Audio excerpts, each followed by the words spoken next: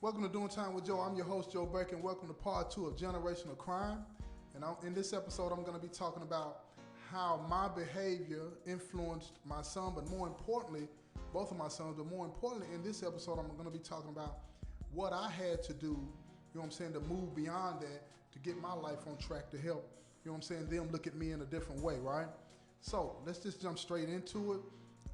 One of the biggest things that I had to realize is that I had to let go of my reputation, right? And part of letting go of my reputation, and even though, things were happening at a pace that I really didn't understand, but part of me letting go of my reputation involved when I retired and I walked away from the gang life, right? It was a hard process. I know a lot of people won't understand that because the majority of people are not involved in criminal activities. But if I could just get you to understand, let's just say you had been doing something for 20 plus years of your life. And then all of a sudden you decide that you're not gonna do that anymore. You're gonna go through those days where you feel like, you don't know what you're gonna do with your life and so on and so forth, right? Well, that's how I felt a little bit, when I walked away from the gang life. I felt like I was all alone by myself. It's like detoxing, I had to go through that. But when I did that, I started to realize that, a part of who I am was so wrapped up in that, or a part of who I thought I was anyway, was so wrapped up in that lifestyle that I identified with, if I'm not that, then I'm nobody, right? I'm just like everybody else. And it made me feel some kind of way, But when I walked away from that, I also had to walk away from that reputation. And when I started talking to people about, my retirement from that life, I started to feel an easing of, just being honest about things that I had been through in that lifestyle and after the lifestyle.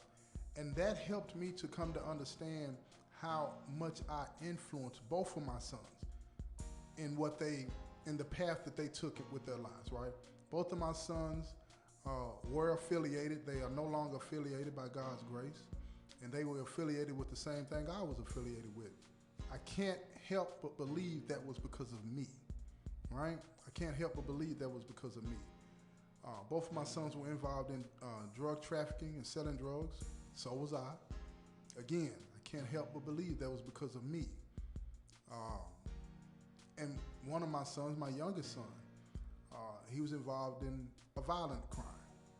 And again, I can't help but believe because of some of the rhetoric that I used, or let's say some of the things that he may have heard about me, that he probably came to conclude that was an option, that's how you had to go in the lifestyle, and unfortunately it led to a life being taken and him being incarcerated and taken away from his daughter, and him having to watch his daughter grow up the same way I had to watch him grow up from opposite sides of the fence, But there's one more thing I want to talk about real quick about, when you try to change the way you see things to make sure that you influence that next generation, whether it be your kids or nieces or nephews, in going the opposite way, is that you got to talk about it. You got to be honest. You know what I mean? I remember one time I was talking to my son on the phone, and he had told me that he had received a call from somebody that was a former member, and both of them were talking about, the lifestyle and how bad it was and whatnot. And in the course of that conversation, he told me that the dude that he was talking to, he's a truck driver, he was on the road. He told me that the dude said, man, we don't talk about this stuff enough. And that left an impression on me, because I was like, that's right.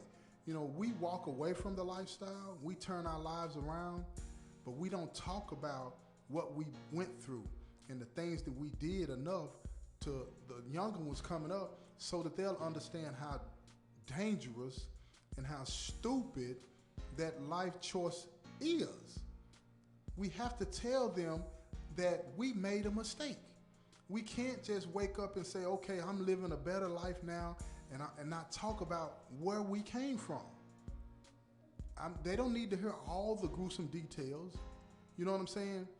But they do need to hear things that went on in the lifestyle, so they can get a complete picture and understand the gravity of what it is to choose that life.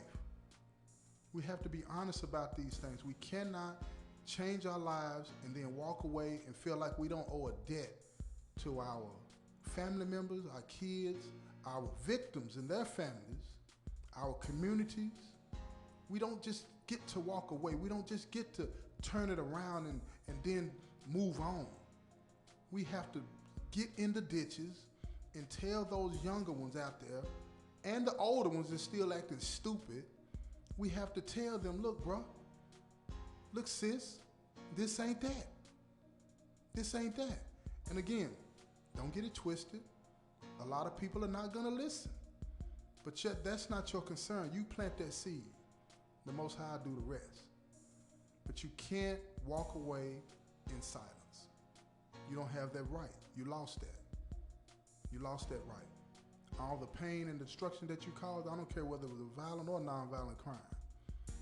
You don't get to walk away when your behavior has influenced countless others to follow you in that pursuit, that life's pursuit.